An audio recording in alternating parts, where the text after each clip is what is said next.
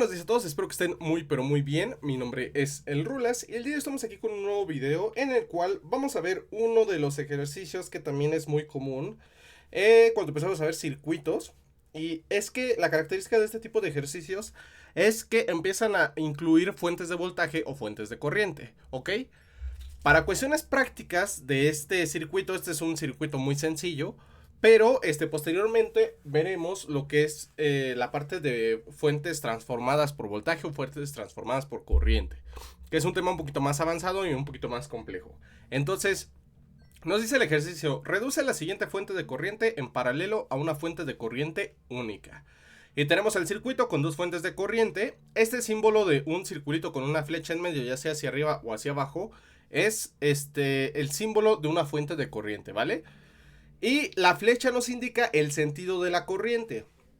La representación de estas fuentes normalmente es con un signo positivo, porque lo que varía es el símbolo, ya sea hacia arriba o hacia abajo. Eso nos indica el sentido, no tanto un signo positivo o negativo. Entonces, ¿qué es lo que pasa en este circuito?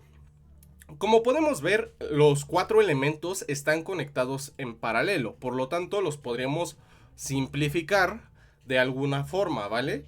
Lo que se trata, o lo que yo busco aclarar aquí, es de que muchas veces, aunque no lo parezca, hay elementos en paralelo, pero que a nosotros nos lo dibujan incluso en diagonal. Vimos con el ejercicio de resistencias, por ejemplo, si una resistencia está diagonal y otra está así en vertical, pero las dos están conectadas en sus extremos, siguen estando en paralelo, aunque el diagrama esté un poco raro, ¿vale? Entonces, ordenando el circuito para comodidad y para no confundirnos un poquito en cómo se resuelve, lo que vamos a hacer es pasar las fuentes de corriente de un solo lado y las resistencias del otro lado. No afecta el circuito porque como siguen estando en paralelo, no hay ningún problema, el resultado va a ser el mismo, ¿ok? Aquí me faltó agregar nada más la puesta a tierra aquí abajo.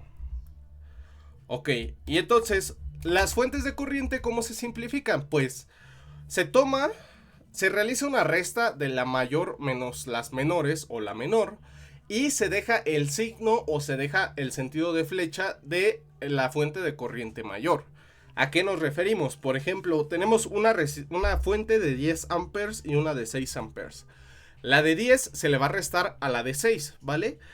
Y se va a mantener el sentido de la de mayor corriente, que en este caso es la de 10 amperes. Entonces restamos 10 menos 6, nos da 4 amperes. Y el sentido va a ser hacia abajo, porque hacia abajo está la fuente de corriente, ¿vale? Aquí nos dice, la fuente resultante tendrá la orientación de la fuente de mayor valor. Y ahora las resistencias, como son dos resistencias, podemos aplicar la fórmula de arriba multiplican y abajo suman. Tenemos resistencias de 3 y 6 ohms, 3 y 6, sería multiplicación, división, ahí está el proceso y nos da como resultado 2 ohms. Por lo tanto, en este circuito, la corriente equivalente o el circuito equivalente sería, la corriente es igual a 4 amperes en un sentido hacia abajo con una resistencia de 2 ohms, ¿vale? Por ejemplo, si aquí nos pidieran calcular el voltaje por medio de la ley de Ohm, nosotros sabemos que esto es igual a corriente por resistencia, ¿vale? O resistencia por corriente. En este caso sería 4 amperes por 2 ohms, que es lo más común que nos van a pedir. Entonces sería 4 por 2, serían 8 volts los que circulan a través de todo este circuito. Entonces, este es un circuito sencillo de fuentes de corriente, así es como las podemos manejar en algunos casos, pero en otros va a ser un poquito más complicado, pero ya lo iremos viendo un poquito más adelante.